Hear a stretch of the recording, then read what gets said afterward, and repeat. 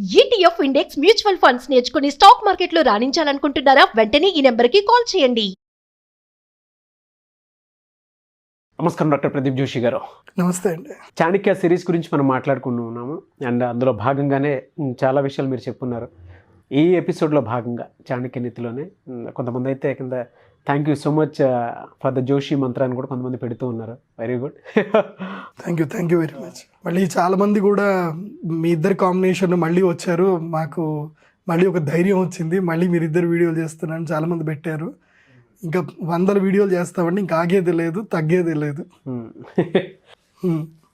సరే, ఈ సిరీస్లో భాగంగానే యూనివర్స్ లా ప్రకారం మీరు స్టడీస్ చేసిన దాని ప్రకారం ఏ విధంగా ఉంటే మనీ అనేది మన దగ్గర ఉంటుంది, ఏ విధంగా ఉంటే మనీ అనేది మన దగ్గర ఉండదు అంటారు అసలు?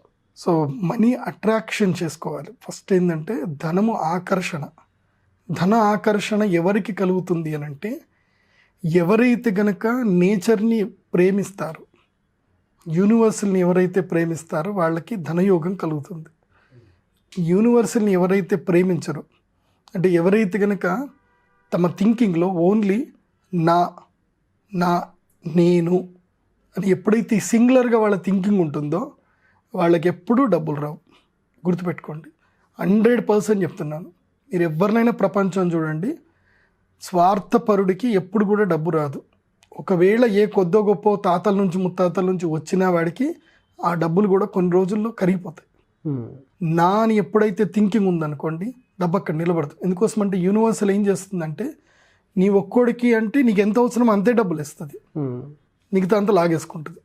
లాగేసుకొని ఎవరైతే మన అని నేచర్ గురించి ఎవరైతే ఎక్కువ థింక్ చేస్తారో వాళ్ళకి ఆ డబ్బులు మొత్తం ఇచ్చేస్తుంది అనమాట. దీనికి ఒక మంచి ఎగ్జాంపుల్, ఒక కథ ఉంటుంది. ఓకే, మనందరికీ మహాభారతం గురించి తెలిసిందే. చాలామందికి మహాభారతంలో చాలా కథలు తెలియదు. ఒకసారి ఏం జరిగిందట, కృష్ణార్జునులు ఇద్దరు కూడా ప్రతిరోజు సాయంత్రము వాళ్ళు విహారయాత్రకు వెళుతూ ఉంటారు. అంటే నగర కార్యం అని అంటారు. అంటే నగరంలో ఏమేమి జరుగుతున్నాయి, ఏం కథ అని చెప్పి చూడడానికి వాళ్ళు ప్రతిరోజు వెళుతూ ఉంటారు అనమాట. అయితే అంటే ఆయా నగరాలకు వీళ్ళు ట్రావెల్ చేస్తూ ఉంటారు. అలా ట్రావెల్ చేసేటప్పుడు వీళ్ళు ఈ యొక్క హస్తినాపురానికి దగ్గరలోని ఒక గ్రామానికి కుండినపురం అని ఉంటుంది, ఆ ఊరికి వెళ్తారనమాట. వెళ్ళినప్పుడు అక్కడ ఒక పేదవాడు, ఒక కటిక దరిద్రుడు, వాడి పేరు గోవిందుడు, అడుక్కుంటూ ఉంటాడు.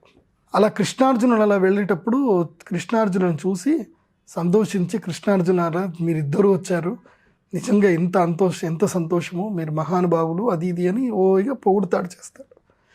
అంత అయిన తర్వాత అర్జునుడు ఏం చేస్తాడు అంటే, చాలా సంతోషము, ఏం కావాలి, మీరెవరు అంటే, నేనేదో నా జీవితంలో దరిద్రాన్ని అనుభవిస్తున్నాను, ఇలా ప్రతిరోజు ఇక్కడ అడుక్కుంటున్నాను, ఇలా ప్రయాసపడుతున్నాను చెప్పేసి అంటే, అయ్యో ఎందుకంత అడుక్కుంటున్నావు, అంతేం బాధపడకు నువ్వు, ఇదిగో నీకు ఇస్తున్నాను తీసుకో అని చెప్పి ఆయన దగ్గర ఉండేటువంటి యొక్క బంగారు బిళ్ళల యొక్క మూట, ఇంత మూట ఉంటుందన్నమాట, దాదాపు ఒక 10 కేజీల మూట తీసి ఇచ్చేస్తాడు. 10 కిలోల బంగారం ఇస్తాడు. ఒక అడుక్కునే వాడికి 10 కిలోల బంగారం దొరికిందంటే నిజంగా లక్ కదా. అవును. సో వాడు ఆ బంగారం తీసుకొని మురిసిపోతాడు. చాలా సంతోషం అని చెప్పి మురిసిపోయి ఇంటికి వెళ్తాడు. సో ఇలా కొన్ని రోజులు అయిపోతుంది, ఓ 15 రోజులు మళ్ళీ అయిపోతుంది. మళ్ళీ వీళ్ళు ఒక రౌండింగ్లో మళ్ళీ వీళ్ళు వస్తారు ఈ ఊరికి వస్తే ఇప్పుడు వాడు ఎలా ఉండాలి, కృష్ణార్జునుల గురించి వెయిట్ చేయడము, అవును, మంచి శ్రీమంతుడైపోయి ఉండాలి, గ్రాటిట్యూడ్ అయినా ఉండాలి. కృష్ణార్జునులు వస్తే వాళ్ళకి సన్మాన సత్కార్యాలు ఏదో చేసేటట్టు ఉండాలి. అవును. తీరా వాడు సేమ్ అదే వీధిలో అదే బండ మీద కూర్చొని మళ్ళీ అదే అడుక్కుంటూ ఉంటాడు. వాట్ ఏం జరిగింది అర్థం కాదు. అర్జునుడు దూరం నుంచి చూసి, ఏమైంది ఇట్రా, మళ్ళీ ఎందుకు అడుక్కుంటున్నావు, మొన్ననే కదా నీకు 10 కిలోల బంగారం ఇచ్చాను, ఈ పాటికి నువ్వు బాగుంటావేమో, ఇల్లు కట్టేసుకొని ఉంటావేమో అని అనుకున్నాను నేను, ఏంట్రా నీ పరిస్థితి ఏంది, ఏం మారలేదా అని చెప్పేసి అంటాడు అర్జునుడు. అనేసరికి, అయ్యా నా తలరాత బాగలేదని నాకు అర్థమైపోయింది, మీరు డబ్బులు ఇచ్చారు, అవి తీసుకొని వెళ్ళాను, దారిలో ఒక దొంగ ఎవడో ఆ యొక్క బంగారాన్ని మొత్తం నన్ను కొట్టి లాగేసుకొని వెళ్ళిపోయాడు, ఇదిగో ఇప్పుడిప్పుడే ఈ గాయం మానుతుంది అని చెప్పి చూపిస్తాడనమాట. అవునా, నేను గూఢచారులందరూ కూడా చెప్తాను, ఆ బంగారం ఎవడు దోచుకున్నాడో చెప్తాను అని అంటే, వద్దు స్వామి, నా తలరాత నాకు అర్థమైపోయింది, మీరు అంత బంగారం ఇచ్చినా నాకు ఆ దక్కలేదంటే నా తలరాత లేదని నేను అనుకుంటాను అంటే, అట్లా కాదు, ఇప్పుడు నేను నీకు ఒకటి దానికైనా 100 రెట్లు విలువైంది నీకు ఇస్తాను, దీన్ని నువ్వు ఎక్కడ ఇచ్చినా సరే నీకు 100 కిలోల బంగారం వస్తుంది నీకు, అంత విలువైంది, నువ్వు నా అంగుళీకం ఇస్తున్నాను, డైమండ్ రింగ్ ఇస్తాడనమాట. నా డైమండ్ రింగ్ నీకు తీసిస్తున్నాను, ఇది తీసుకెళ్ళి నువ్వు ఇంద్రప్రస్థంలో వెళ్ళి ఇచ్చావు అని అంటే ఇమీడియట్లీ దీన్ని తీసుకొని నీకు 100 కిలోల బంగారం ఇస్తారు. నీకు వీలైతే అక్కడనే ఏదైతే ఒక ఇల్లు కట్టిస్తారు, అన్నీ నీకు ఇచ్చేస్తారు, నువ్వు రాజయోగాన్ని అనుభవిస్తావు. నా దగ్గరికి వచ్చిన తర్వాత లేకపోవడం అనేది లేనే లేదు, ఇదిగో ఈ డైమండ్ రింగ్ తీసుకో అని చెప్పేసి డైమండ్ రింగ్ ఇస్తాడు. సంతోషం స్వామి, మీ దయ అని చెప్పేసి అనుకుంటాడు. మళ్ళీ 15 రోజుల తర్వాత వస్తాడు. ఈసారైనా వీడు బాగుపడ్డాలంటే యాజ్ ఇట్ ఈజ్ అదే బండ మీద కూర్చుంటాడు, అడుక్కుంటూ ఉంటాడు. ఏమైందిరా, మళ్ళీ ఏమైంది, ఇదే పరిస్థితి ఏర్పడింది, ఏంది అని అంటే, చెప్పాను కదా అర్జునయ్య, నా తలరాత అంతే ఉంది, ఏమైంది చెప్పు అని అంటే, మీరు ఇచ్చారు, అది తీసుకొని వెళ్ళాను, మా ఆవిడకి తెలియకుండా అటక మీద ఒక కుండలో పెట్టేసి ఉంచా. ఆ రోజు నా యొక్క దుర్దైవం ఏమో తెలియదు కానీ మా ఇంట్లోకి 4 పిల్లులు 4 ఎలకలు వచ్చాయి. అవి అన్నీ ఇల్లంతా తిరిగి ఇంట్లో ఉన్న కుండలన్నీ పలగొట్టేశాయి. నేను ఏ కుండలో పెట్టానో ఆ కుండ మాత్రం పగలలేదు. పొద్దున నేను బయటకు వెళ్ళేసరికి నా భార్య ఏం చేసింది, కుండలు పగిలాయని చెప్పి ఆ కుండని తీసుకొని పోయి నదిలో ముంచింది. ఆ ఉంగరం కాస్త కుండలో నుంచి నీళ్ళలో పడిపోయింది. కాబట్టి నా జీవితానికి అది ప్రారంధం లేదు, నాకు అది కూడా లేదు, ఇంకా నాకేం ఇవ్వకండి, నాకు అర్థమైపోయింది, నా యొక్క తలరాతలో నేను అడుక్కునేటట్టుగానే ఉంది, నా తలరాత మారదు, ఇది ఇంతే అని బాధపడతాడు. అప్పుడు పక్కనే కృష్ణుడు ఉంటాడు కానీ ఇప్పటిదాకా కృష్ణుడు మాట్లాడలేదు. కృష్ణుడిని చూశాడు అర్జునుడు. చూసి, ఏం కృష్ణ, వీడి తలరాత ఇంతేనా, వీడి గురించి అని చెప్పి నా దగ్గర ఉన్న బంగారం అంతా పోగొట్టుకున్నాను, నాకు డైమండ్ రింగ్ కూడా నేను పోగొట్టుకున్నాను, అంటే దురదృష్టవంతుడితోటి కలిసి ఉంటే మనం కూడా దురదృష్టవంతులం అవుతాం అనేది నిజమేమేమో అనిపిస్తుంది. వీడి దరిద్రం నాకు అంటుకుందేమో, ఆ బంగారం నా దగ్గర ఉన్న బాగానే ఉంటుండే, అది వాడికి వెళ్ళిపోయింది, వాడు ఎక్కడో దొంగలెత్తుకపోయారంటారు, డైమండ్ రింగ్ ఎక్కడో నీళ్ళలో పోగొట్టుకున్నా అంటున్నాడు. అంటే ఇంతేనా కృష్ణ, వీడి దైవం ఇంతేనా, లేకపోతే నా డబ్బు వాడికి కలిసి రావట్లేదా, ఏంటి కృష్ణ అని అడుగుతాడు. అప్పుడు కృష్ణుడు నవ్వుతాడు అనమాట. కృష్ణుడు నవ్వగానే అర్జునుడికి అర్థం కాదు కృష్ణుడు నవ్వు. సరే, అప్పుడు కృష్ణుడి దగ్గరికి వెళ్ళి దండం పెట్టుకుంటాడు.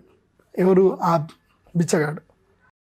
కృష్ణ, నేను నీ పేరు పెట్టుకున్నా అని ఆనందపడ్డాను, గోవిందుడు అని నా పేరు పెట్టారు, నిజంగా గోవిందుడిలాగా నేను ఆనందంగా ఐశ్వర్యంతో ఉంటాను అనుకున్నాను, కానీ అది లేదు, పేరుతోటి మాత్రం తలరాత మారదని నాకు అర్థమైపోయింది, బంగారం ఇచ్చినా నా తలరాత మారదని అర్థమైపోయింది, నువ్వైనా నన్ను అనుగ్రహించు స్వామి అని అంటే, కృష్ణుడు ఏం చేస్తాడు అంటే నవ్వి తన పాకెట్లో నుంచి ఒక 2 కాయిన్స్ తీసిస్తాడు అనమాట. ఏది, రాగి బిళ్ళలు.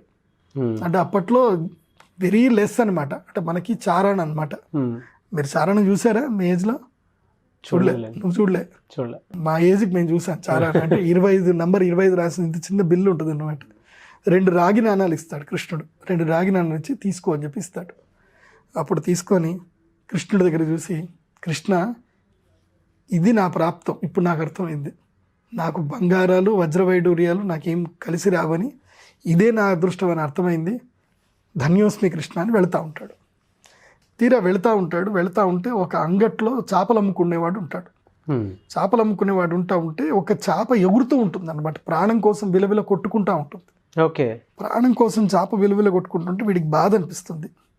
నా జీవితంలో నేను ఎలాగూ బాగుపడలేదు, కనీసం నా దగ్గర ఉన్న డబ్బులతోటైనా ఒక జీవికి అది బతకడానికి ఎంత విలవిల్లాడుతుంది, దానికి బతకడానికి ఛాన్స్ ఇద్దాము అని చెప్పి, ఒరే ఆ పెద్ద చేప విలువలు కొట్టుకుంటుంది కదా, అది నాకు ఇచ్చేసానంటే, అయ్యా అది 2 వరాహాలు అని అంటే, దిగో నీకు ఇస్తాను అని చెప్పి తన దగ్గర ఉండే ఆ కాయిన్స్, తన దగ్గర ఉండే మిగతా డబ్బులన్నీ కూడా తీసుకొని వాడికి ఇచ్చేసి, ఆ చేపని బతికించాలన్న ఆతృతతో ఏం చేస్తా అంటే చేపను తీసుకుంటాడు. తీసుకొని ఇంకా నదిలో వేద్దామని వెళ్తూ ఉంటే ఆ చేప గిలగిలు కొట్టుకుంటూ ఉంటే దాని నోట్లో ఏదో తట్టుకుంది అని వాడికి అనిపిస్తుంది. అయ్యయ్యో బిడ్డ నోట్లో ఏమో తట్టుకున్నట్టుంది, తీస్తా అని చెప్పి మెల్లిగా నోట్లో వేలు పెట్టి దాన్ని సరి చేస్తూ ఉంటే నోట్లో నుంచి ఒక పదార్థం బయటకు వస్తుంది. అదేంటిది అంటే, ఏంటిది గెస్? ఆ డైమండ్ రింగ్. అర్జునుడు ఇచ్చిన డైమండ్ రింగ్. ఆ డైమండ్ రింగ్ ఆ చేప నోట్లోకి పోయింది. అది ఆ నోట్లో పెట్టుకొని గిలగిల కొట్టుకుంటుంది అనమాట. అరే ఇది డైమండ్ రింగ్ దొరికింది అని చెప్పి ఆ చేపను వదిలేసి దొరికింది అని గట్టిగా అరుస్తాడు అనమాట.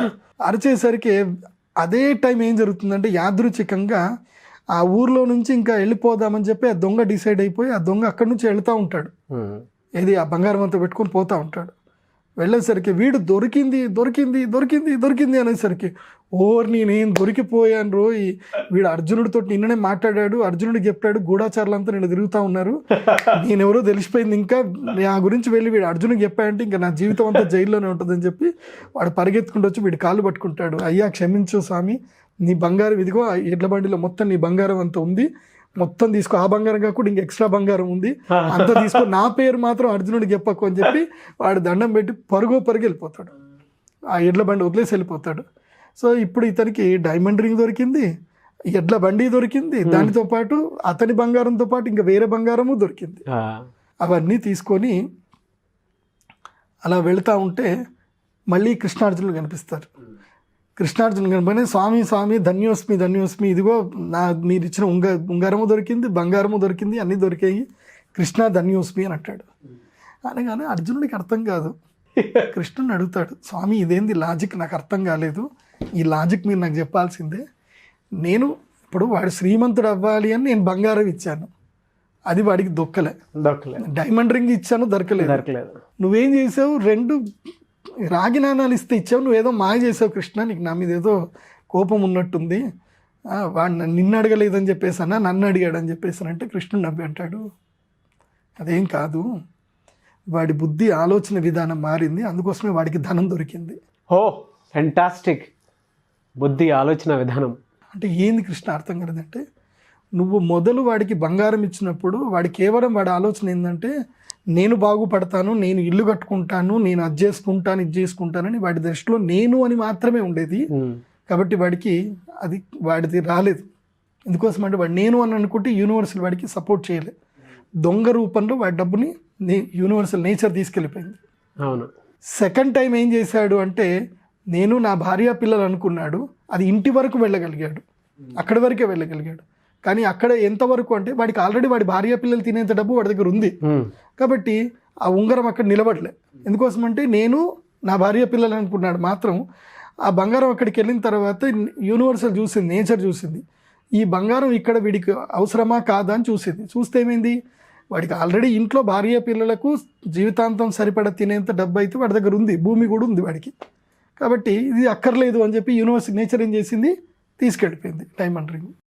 ఇప్పుడు వీడికి ఏమైంది, నేను డబ్బులు ఇచ్చిన తర్వాత వాడి బుద్ధి మారింది. నేను బతకలేకపోయినా పర్వాలేదు, నేను సుఖంగా లేకున్నా పర్వాలేదు, ఇంకొకరికి నేను ప్రాణం ఇస్తాను, ప్రాణదానం చేస్తాను అని చెప్పి వాడికి దయా జాలి వాడి క్యారెక్టర్స్ లోపలికి వచ్చినాయి. వాడికి వచ్చి ఏం చేశాడు, చేప చనిపోతుంది, ఆ చేపను తినే ఉద్దేశం రాలేదు వాడికి, ఏమొచ్చింది, బతికించాలని ఆలోచన వచ్చింది. అది గిలగిల కొట్టుకుంటే దాని మీద వాడికి దయ కలిగింది. సో అప్పుడేం చేశాడు, వాడికి ఆ దయ కలిగింది కాబట్టి ఆటోమేటిక్గా ఆ యొక్క స్టోను దొరికింది, వాడికి రింగు దొరికింది, యాజ్ వెల్ యాజ్ ఇది దొరికింది. సో వాడికి ఆ థింక్ రాలేదంటే, ఆ 2 పైసలు పెట్టుకుని ఇంటికి పోతే వాడు అట్లనే ఉంటుండే. వాడికి ఆ థింకింగ్ వచ్చింది కాబట్టి, నేచర్ కదా ఈ ప్రపంచంలో, చేప కానీ ఏదైనా సరే, except you everything is the nature. నువ్వు నీ యొక్క కుటుంబం తప్ప మిగతా అదంతా కూడా నేచరే. సో ప్రతిదీ నేచర్లో భాగం కాబట్టి, నేచర్ని లవ్ చేశాడు కాబట్టి, నేచర్లో ఒక దగ్గర సహాయం చేయాలని ఉపాయం వచ్చింది కాబట్టి వాడికి అన్నీ మళ్ళీ దొరికాయి. సో ఎప్పుడైతే మనిషి స్వార్థపూరితంగా నేను నేను అని ఎప్పుడైతే ఆలోచిస్తాడో వాడికి అదృష్టం పక్కనున్నా నీకు రాదు.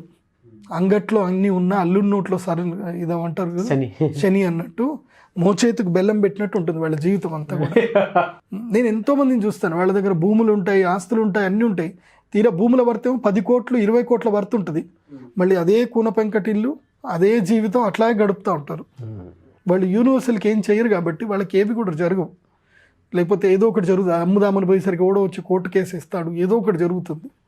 ఎప్పుడైతే నేను నేను అని ఆలోచిస్తామో మన జీవితంలో మనం అక్కడనే ఆగిపోతాం. మన జీవితంతో పాటు 10 మందికి కూడా నేను ఉపాధి కల్పించగలగాలి, నేను ఉన్నత స్థాయికి వస్తాను, నేను 10 మందికి ఉపాధి కల్పిస్తాను, నేను ఇలాంటి మంచి పనులు చేస్తాను, 10 మందికి అన్నం పెడతాను అని నువ్వు ఒక మంచి ఆలోచనతో కనుక నీ జీవితంలో ప్రయత్నం చేయగలిగితే ఆటోమేటిక్గా యూనివర్సల్ ఏం చేస్తుంది, నీకు సపోర్ట్ చేస్తుంది. దీనికి ఒక బ్రైట్ ఎగ్జాంపుల్ చెప్తాను, ఈ లైవ్ ఎగ్జాంపుల్ ఇప్పుడు నా లైఫ్లో జరిగింది. నేను అరుణాచలం వెళ్దామని అనుకున్నాను. నేను డిసెంబర్ 7వ తారీఖు అరుణాచలం వస్తానని నేను ఒక ప్రముఖ ఒక టీవీ ఛానల్ ప్రోగ్రామ్ చేసినప్పుడు చెప్పేశాను. నేను ప్రోగ్రాంలో 7th మీరు అరుణాచలం వెళ్తారు. డిసెంబర్ 7th అరుణాచలం గిరి ప్రదక్షిణ చేయాలని డిసైడ్ అయిపోయాను. నాకు 2-3 విఘ్నాలు వచ్చాయి. అంటే నేను వెళ్దాము అని నేను ఎప్పుడైతే అనుకున్నానో, నేను జనాల కోసం వెళ్దామని అనుకున్నా. నేను వెళ్ళాలి, నాతో పాటు ఎంతోమంది వస్తారు, జనాలందరూ వస్తారు, వాళ్ళందరితో కలిసి తిరగాలి అని నేను అనుకున్నా. ఇది నా యొక్క థాట్ ప్రాసెస్. నేను రిలీజ్ చేశాను. నాకు 2 సైన్లు వచ్చాయి. మొదలు ఒకళ్ళు ఏం ఫోన్ చేసి చెప్పారంటే ఏంటంటే, ఒక ఆయన నేను కూడా వస్తాను గురూజీ అది ఇది అని అన్నారు. అన్నవాళ్ళు మళ్ళీ ఫోన్ చేస్తే వాళ్ళు నాకు ఇంట్రెస్ట్ లేదండి, నేను రాను అని చెప్పేశారు. అదొకటి డిప్రెషన్ అనమాట. వాళ్ళు వస్తారు అనుకుని ప్లాన్ వేసుకుందంతా కూడా క్యాన్సిల్ అయింది.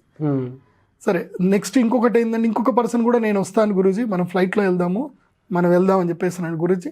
ఆ పర్సన్ కూడా నెక్స్ట్ ఏం చేశాడు, ఇమీడియట్లీ నేను రాను గురూజీ, క్రౌడ్ విపరీతంగా ఉంటుందట, మేమంతా వీఐపీలం కదా, మేము రాలేము, క్రౌడ్ బాగుంటుందట, మనం మళ్ళీ వెళ్దాం గురూజీ, నేను అరేంజ్ చేస్తాను, ఈసారి మీరు ఆగిపోండి, కావాలంటే మళ్ళీ వెళ్దాం అని చెప్పేసి. సో 2 సార్లు నేచర్ నన్ను టెస్ట్ చేసింది వెళ్ళనివ్వకుండా. నేను అట్లా అవన్నీ లేదు, నేను పోయేది కన్ఫాము. ఎందుకోసం అంటే, నాకు అప్పుడే వచ్చినటువంటి కన్సల్టేషన్కి వచ్చిన డివోర్స్ ఏమని చెప్పారంటే, గురూజీ మేము ఆల్రెడీ అన్ని ప్రిపేర్ చేసేసుకున్నాము, ట్రైన్ టికెట్ కూడా బుక్ చేసేసుకున్నాము, మీరు వస్తున్నారు కదా, మేము కూడా మీతో పాటు ట్రావెల్ చేయాలి, మేము అందరం కూడా కలిసి గిరి ప్రదక్షిణ చేస్తాం మీతో కలిసి అని చెప్పేసి అనేసరికి నాకు అనిపించింది, యూనివర్సిటీలో ఒకవేళ కనుక నేను వెళ్ళాలి డెస్టినీ ఉంటే నాకు అన్నీ రెడీ అయిపోతాయిలే అని వెయిట్ చేశాను. తిరుపతి నుంచి ఒక భక్తుడు వచ్చాడు, తానే స్వయంగా ఫ్లైట్ బుక్ చేసుకొని వచ్చాడు, నాతోటి మాట్లాడాడు. ద నెక్స్ట్ మూమెంట్, గురూజీ మీరు హ్యాపీగా మీరు ఏం వెహికల్ చేంజ్ చేసుకురాకండి, మీరు ఫ్లైట్లో రండి, మిమ్మల్ని నా ఫార్చునర్ కార్లో పికప్ చేసుకుంటాను, అరుణాచలం తీసుకెళ్తాను, గిరి ప్రదక్షిణ చేయిస్తాను, నెక్స్ట్ మిమ్మల్ని తీసుకొస్తాను, తిరుమలలో దర్శనము చేయిస్తాను, ఆ తర్వాత మళ్ళీ మీకు ఫ్లైట్ నేను ఎక్కిస్తాను, తిరుపతిలో మళ్ళీ ఫ్లైట్ ఎక్కిస్తా, మీరు ఏ కంగారు పడకండి, మీరు దిగి జస్ట్ కార్లో కూర్చోండి, అన్నీ నేను చూసుకుంటా గురూజీ. హౌ గ్రేట్ కదండి. మన థాట్ ప్రాసెస్ కనుక కరెక్ట్గా ఉండి మనం 10 మంది కోసము మనం కనుక మన లైఫ్ని కేటాయించగలిగితే యూనివర్సల్ ఆటోమేటిక్గా నేచర్ మనకి అన్నీ రెడీ చేసి పెడుతుంది. This is my life example in my life. చాలా బాగుంది sir. So this is money మంత్ర. డబ్బు రావాలి అనంటే కేవలం డబ్బును ఆకర్షించడమే కాదు, నువ్వు థాట్ కూడా నిజాయితీగా ఉండాలి, థాట్ ప్రాసెస్ చెయ్యాలి. సో నువ్వు ఎప్పుడు కూడా ఒక కైండ్ హార్టెడ్గా ఉండు. నీ వల్ల నీ జీవితంలో అయినంత సహాయం చెయ్యు. నీ జీవితంలో ఉన్నదంతా దారిపోయమని నేను చెప్పను.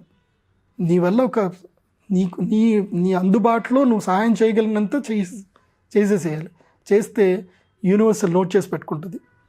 ఎందుకోసం అంటే, ఎవడైతే కైండ్ పర్సన్ ఉంటాడో, ఎవరికైతే మానసికంగా అంటే 3 రకాలుగా, కాయిక, వాచిక, మానసిక, అంటే శరీరముతోనూ మనస్సుతోనూ మాటతోనూ నిజాయితీగా సుస్పష్టంగా నిష్కల్మషంగా ఎవరైతే ఉంటారో వాళ్ళ పేరు యూనివర్సల్ రాసి పెట్టుకుంటుంది అనమాట. వీడిని ఎప్పుడైనా నేను ఒక లీడర్ని చేస్తానని. అలాంటి లీడరే నరేంద్ర మోదీ గారు, అలాంటి లీడరే అబ్దుల్ కలాం గారు, అలాంటి లీడర్లు నంబూద్రి గారు. ఆయనకు జీవితంలో ఎన్ని కష్టాలు వచ్చినా ఎంత వచ్చినా ఆయన తన నమ్మిన సిద్ధాంతాన్ని పట్టుకున్నారు కాబట్టి నంబూద్రి గారు ఇవాళ సుప్రీంకోర్టు కూడా ఆయనకి జడ్జిమెంట్ ఆయనకి ఫేవర్గా వచ్చింది. సో మనల్ని ఎంత కృంగదీసినా, మనల్ని ఎంత క్రిటిసైజ్ చేసినా, నువ్వు నమ్మిన సిద్ధాంతాన్ని పట్టుకొని ఉండు. యూనివర్సల్కి నువ్వు హెల్ప్ చేయడానికి ముందుండు. ఆటోమేటిక్గా యూనివర్సల్ నిన్ను కాపాడుతుంది. దానికే మన సనాతన ధర్మంలో చెప్పే స్లోగన్ ఏంటంటే, ధర్మో రక్షతి రక్షిత. ఇఫ్ యూ సేవ్ ద ధర్మ విల్ ఆటోమేటికలీ సేవ్ యూ ఎక్కడికి వెళ్ళినా సరే. వెరీ గుడ్ సబ్జెక్ట్ అండి. అండ్ మంచి ఇది కూడా చెప్పారు. థాట్ ప్రాసెస్ కూడా ఎంత నిజాయితీగా ఉంటే అంత బలంగా వెళ్ళొచ్చు అనేటువంటిది. Thank you so much Pradeep Joshi గారు. సుమన్ టీవీలో మీ పర్సనల్ అండ్ బిజినెస్ ప్రమోషన్స్ కోసం కింది నెంబర్కి కాంటాక్ట్ చేయండి.